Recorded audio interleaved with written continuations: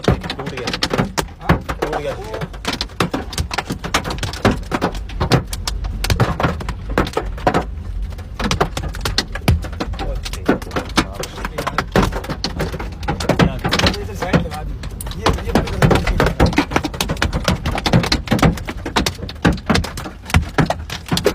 जो होना था वो तो हो गया